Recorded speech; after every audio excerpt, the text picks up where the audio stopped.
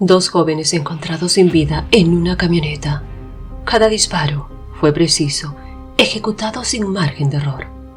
A simple vista, todo apuntaba a un asesino profesional, pero la verdad era aún más escalofriante. No fue un sicario, no fue un ajuste de cuentas, fue algo mucho más retorcido.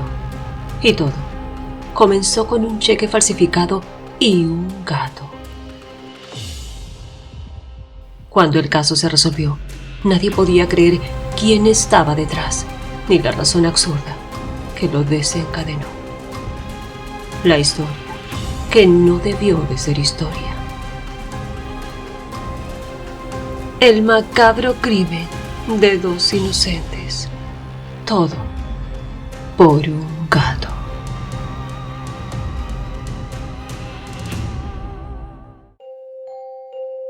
Historias que no debieron ser historias.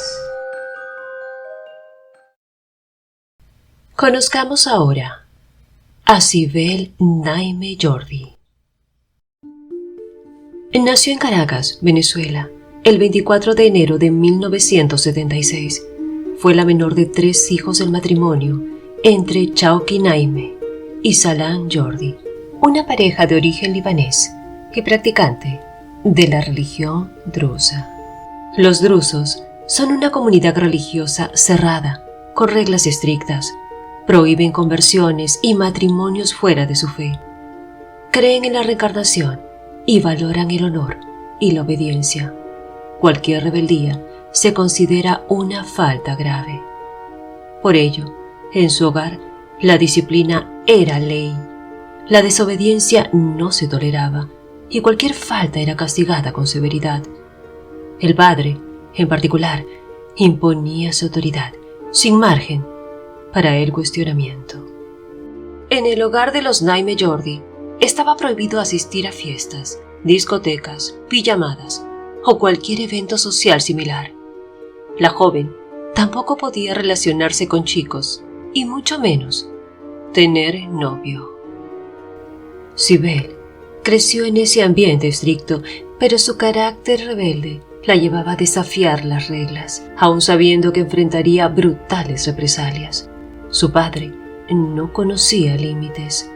En una ocasión, solo por haber subido de peso, la obligó a pasar toda la noche de rodillas, sin la menor contemplación. A sus 18 años, aún no había culminado el bachillerato y cursaba de forma acelerada el programa Parasistema, una modalidad educativa en Venezuela dirigida a estudiantes con rezago escolar o que necesitaban completar sus estudios en menos tiempo. Pero su futuro ya estaba decidido. Una vez que terminara sus estudios, sus padres la enviarían al Líbano para casarse. Desde hacía tiempo la habían comprometido en un matrimonio arreglado con un joven de su misma fe. No había opción, no había discusión. Su destino ya estaba trazado. Sin embargo, dentro de ella, la rebeldía seguía viva. No podía cambiar su futuro, pero aún podía desafiar las reglas de su presente, y lo haría a su manera. Pequeños actos de desafío, gestos mínimos que le recordaran que aún tenía el control sobre su vida. Y uno de esos gestos tenía un objetivo claro: tener un gato. En su casa, aquello estaba prohibido, pero esta vez no pensaba obedecer.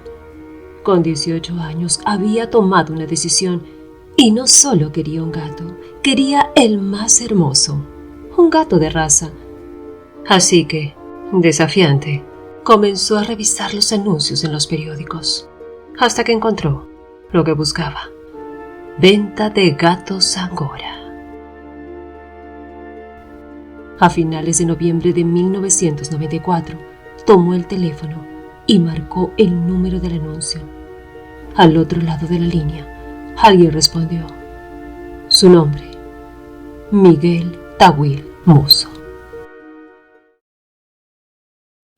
Miguel Tawil Musso y Juan Carlos González.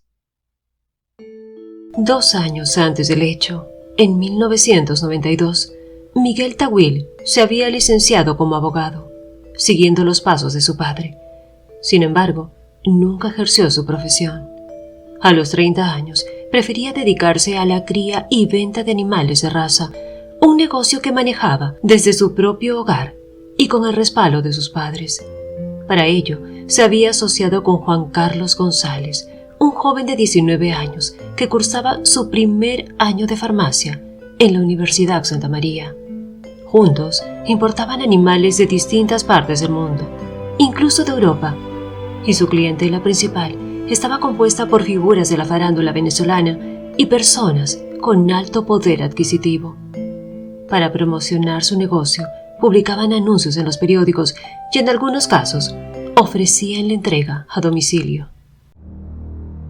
Cuando Miguel Tawil atendió el teléfono aquel día, no tenía idea de que estaba a punto de recibir una llamada que no solo cambiaría su vida, sino también la de Juan Carlos González y la de Sibel Naime.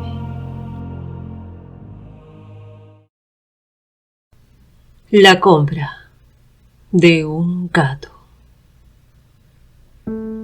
En esa llamada, Miguel le proporcionó todos los detalles sobre un gato angora. Cada una de sus palabras alimentaba aún más la emoción de Sibel. Era justo lo que quería, un felino hermoso, elegante, de raza. Finalmente llegó la pregunta clave, el precio. 20.000 bolívares, $118 de la época. Era una suma considerable, sobre todo para una joven que no trabajaba y dependía completamente de sus padres. Pero su deseo, o tal vez su necesidad de desafiar las reglas, era más fuerte que cualquier obstáculo. Sibel iba a comprar ese gato y para hacerlo necesitaba dinero.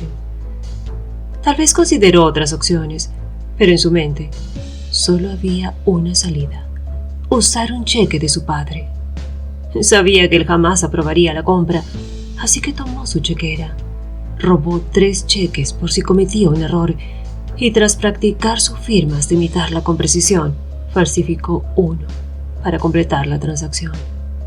El martes 6 de diciembre de 1994, Miguel Tawil llegó en su auto a la salida del Colegio Minerva, en Prados del Este.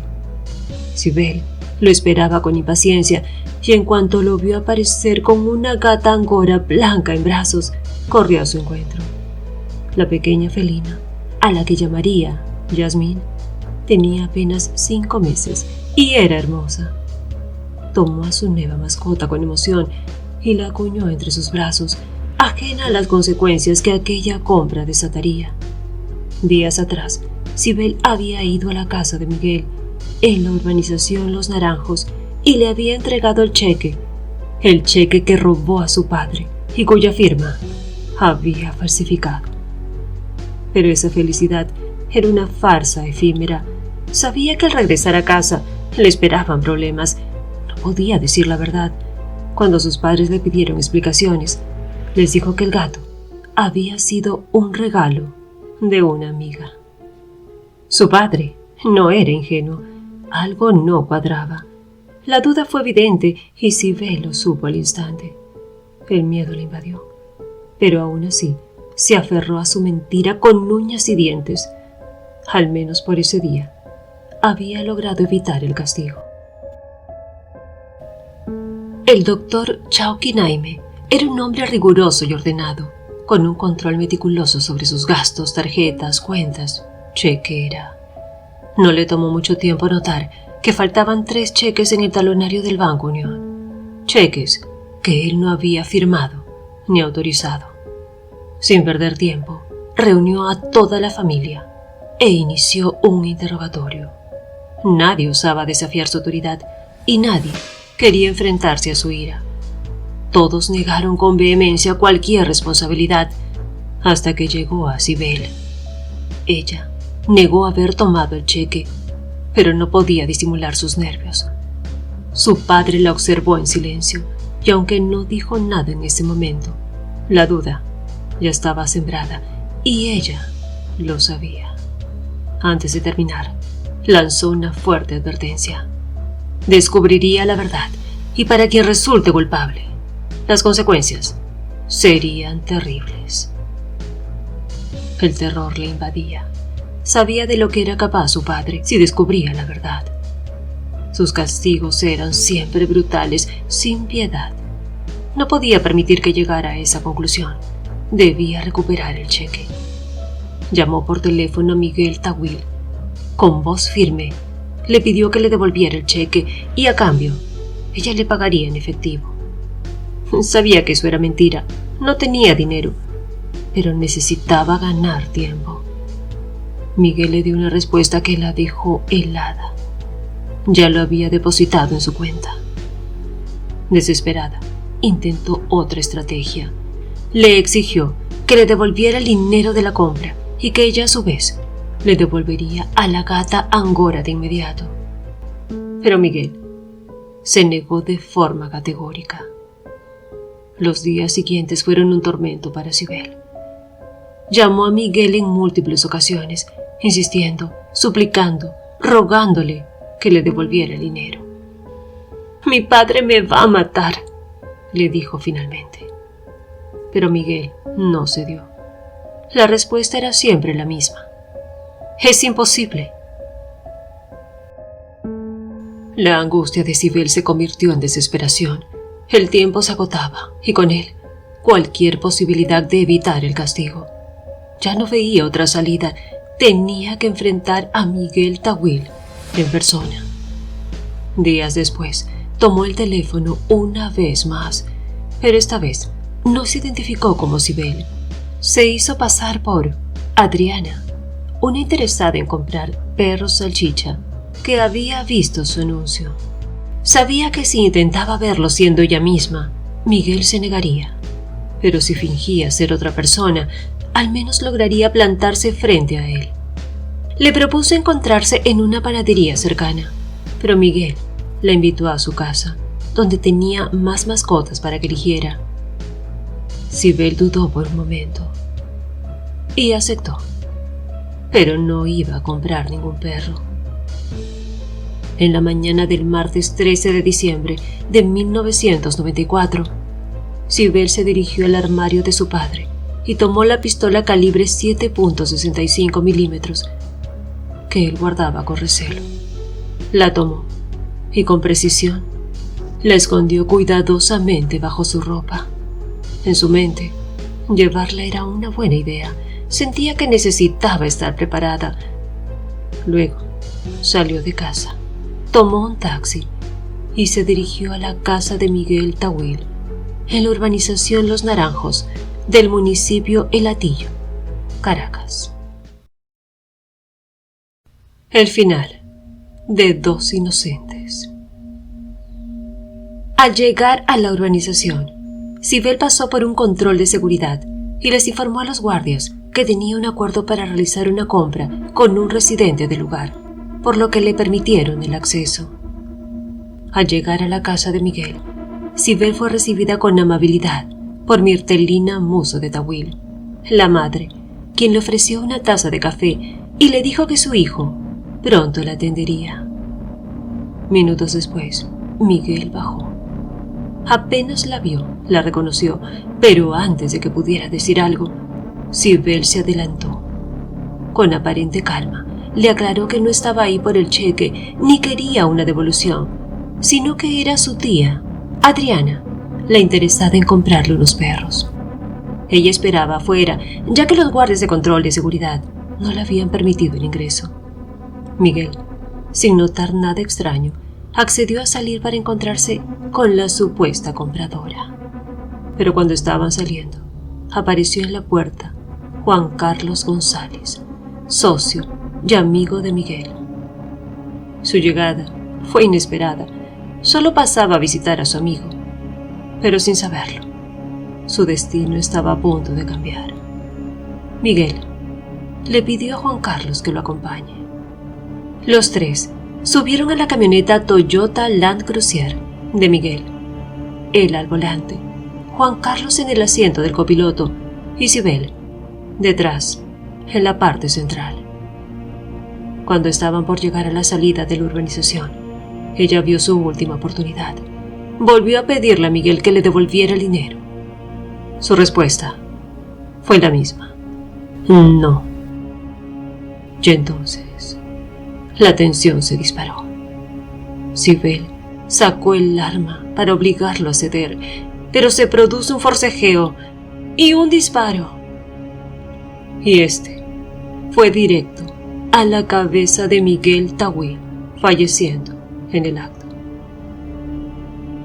Paralizado por el miedo, Juan Carlos González suplicó por su vida. Sibel, con la mirada fija y el arma aún en alto, le apuntó a la cabeza. Perdóname, yo no soy mala, pero no puedo dejarte vivo. Lo viste todo. Tras estas palabras, apretó el gatillo, terminando también con la vida del joven que simplemente estuvo en el lugar equivocado. Sibel empezó a buscar en la camioneta los casquillos de las balas, pero solo halló uno. Temerosa de que de pronto la descubran, decidió descender del vehículo y con aparente calma caminó a la salida de la urbanización. Allí la esperaba su taxista. Subió sin prisa, como si todo estuviera bajo control. Y en cuestión de segundos, el vehículo desapareció de la zona. Sin embargo, entre el ruido de una construcción cercana, algunos de los vecinos advirtieron los disparos y pronto hallaron los cuerpos inertes de los dos jóvenes dentro de la camioneta. Minutos después, Sibel descendía justo frente a su escuela, como si solo fuera un día más. Y al llegar a casa, dejó el arma en su sitio con la misma frialdad con la que había apretado el gatillo, como si nada hubiera pasado. La investigación. Minutos después, la policía llegó al lugar y encontró a los dos jóvenes sin vida, ambos con disparos certeros en la cabeza. La precisión con la que fueron ejecutados llamó de inmediato la atención de los investigadores, quienes comenzaron a barajar diversas hipótesis. Entre ellas, surgió la posibilidad de que se trate de un ajuste de cuentas o incluso de un crimen por encargo o un robo frustrado. Dentro de la camioneta hallaron un solo casquillo de bala y una huella dactilar parcial. Aunque por sí sola esta huella no revelaba la identidad del responsable, podría ser clave si en el futuro surgía un sospechoso con quien compararla.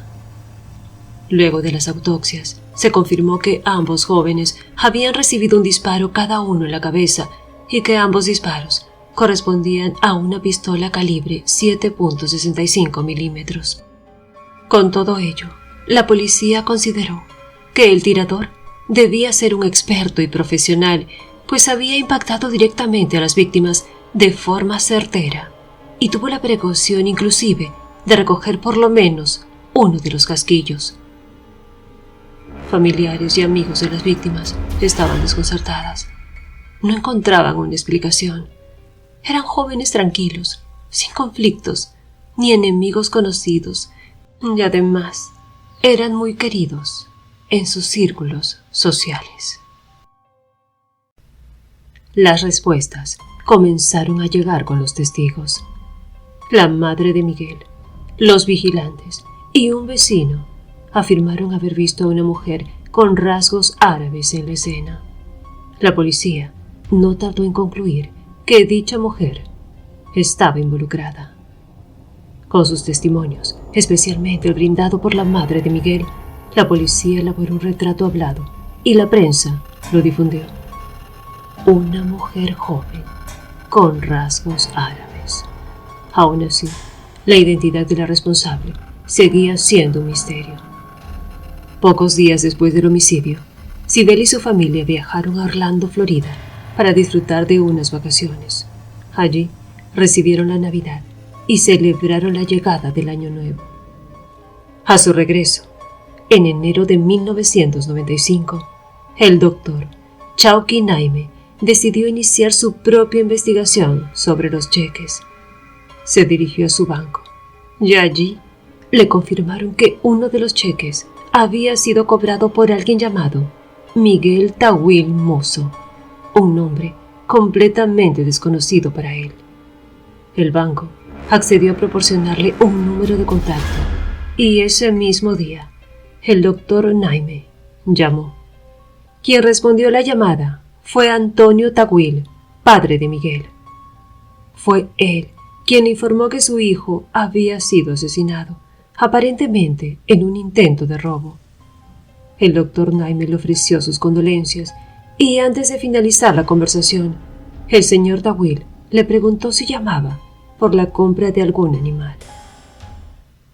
En ese instante, el doctor recordó el gato angora que su hija había llevado a casa. Preguntó si ellos vendían gatos y al escuchar la respuesta, supo la verdad. Sibel era quien había robado los cheques. La confrontación en casa fue implacable. La joven sufrió una golpiza brutal que dejó su rostro marcado por moretones y su ojo izquierdo tan hinchado que no podía abrirlo. La policía, que continuaba con la investigación, había centrado sus esfuerzos en los clientes de los jóvenes, trazando el rastro de sus transacciones. Examinaron minuciosamente los registros financieros de Miguel Tawil y Juan Carlos González y las cuentas vinculadas a su negocio. Fue entonces cuando detectaron un cheque con irregularidades. El cheque en cuestión pertenecía a Chauki Naime, el doctor de origen libanés, quien había denunciado su robo y la falsificación de su firma ante el banco. Además, el pago estaba relacionado con la compra de una gata angora. La policía visitó al doctor Naime en su casa y allí él les confirmó que la persona que había usado el cheque no era un desconocido, sino que había sido su propia hija, Sibel Naime Jordi. Por este motivo, decidió no continuar con la denuncia. Cuando los agentes vieron a la joven, notaron que tenía el rostro lleno de moretones. Aún así, sus rasgos árabes seguían siendo inconfundibles. Entonces, el miércoles 18 de enero de 1995, y con una orden de allanamiento, la policía llegó a la casa de la familia Naime Jordi y encontró a Sibel con el rostro hinchado, un hematoma en el ojo izquierdo que le impedía abrirlo y claros signos de una brutal golpiza. De inmediato, tomaron fotografías para documentar las lesiones. En la habitación de Sibel encontraron un pantalón blanco y un par de zapatos con pequeñas salpicaduras rojizas consistentes con el patrón de un disparo a corta distancia. En el dormitorio del doctor Chauki Naime y su esposa encontraron una pistola calibre 7.65 milímetros. Las pruebas forenses confirmaron que las manchas correspondían a la sangre de las víctimas y que el arma incautada había sido utilizada en el crimen. La policía arrestó a todos los presentes, Sibel, sus hermanos y una tía. Al enterarse por su esposa, el doctor Chauki Naime intentó intervenir, asegurando que no era necesario el operativo, ya que él mismo había aclarado lo de los cheques. Sin embargo, quedó atónito cuando la policía le explicó que no se trataba de un simple fraude, sino de la investigación por doble homicidio y que su hija Sibel era la principal sospechosa. Debido a la brutal golpiza que recibió Sibel, se abrió un expediente aparte contra el doctor Naime, quien fue procesado por el delito de lesiones en perjuicio de su hija. Esa misma noche, Sibel confesó ante la policía haber acabado con la vida de los dos jóvenes, relatando cada detalle del crimen. Las investigaciones avanzaron rápidamente. La policía confirmó que la huella dactilar parcial encontrada en la camioneta coincidía con la suya. Además, los peritajes grafotécnicos demostraron que efectivamente había falsificado la firma de su padre en el cheque. El 24 de enero de 1995, el mismo día en que cumplió 19 años, Cybele fue trasladada a la urbanización Los Naranjos para la reconstrucción de los hechos. La condena de Cybele. La defensa de la joven argumentó que ella padecía trastorno límite de la personalidad, una condición que la hacía impulsiva e impredecible. Un informe psiquiátrico indicó que sufría de ansiedad y ataques de pánico debido al maltrato en su hogar. Sin embargo, la parte acusadora rechazó que esto fuera un atenuante, señalando que aunque su padre la maltrataba, eso no justificaba el asesinato. Además, sostuvieron que Cybele actuó con premeditación, alevosía y empleo de astucia. La evidencia contra Cybele fue abrumadora. Incluso el taxista que la trasladó el día de los hechos testificó que tras asegurarle que volvería a pagarle el servicio, lo dejó esperando fuera del colegio por más de 1 hora y nunca regresó. En diciembre de 1998, a sus 22 años, Cybele Naime Jordi fue condenada a 30 años de prisión por homicidio calificado, una de las primeras sentencias con la pena máxima en Venezuela. Fue enviada al Instituto Nacional de Orientación Femenina en Los Teques, pero su mal comportamiento la llevó a la Penitenciaría General de Venezuela. A partir de 2001, su actitud cambió. Se graduó de bachiller y quiso estudiar arquitectura. En 2005, obtuvo el beneficio de reinserción laboral, permitiéndole trabajar fuera de prisión con un horario controlado. Y en 2006, el juez Michael Moreno le concedió la libertad bajo régimen de presentación. Tras esa concesión, poco se supo de Cybele. Al digitalizar los documentos del caso, parte de la información se volvió reservada, lo que facilitó la difusión de versiones falsas en redes. Sin embargo, el principal funcionario e investigador del caso, el comisario Leonardo Díaz Paruta, afirma que tras obtener su libertad condicional, Cybele huyó y posiblemente se encuentra en el Líbano. El 6 de marzo de 2022, Cybele Naime Jordi obtuvo su completa libertad. ¿Qué se sabe de Cybele en la actualidad? En febrero de 2022, Cybele Naime Jordi abrió una cuenta en TikTok donde recordó a su fallecido padre con nostalgia.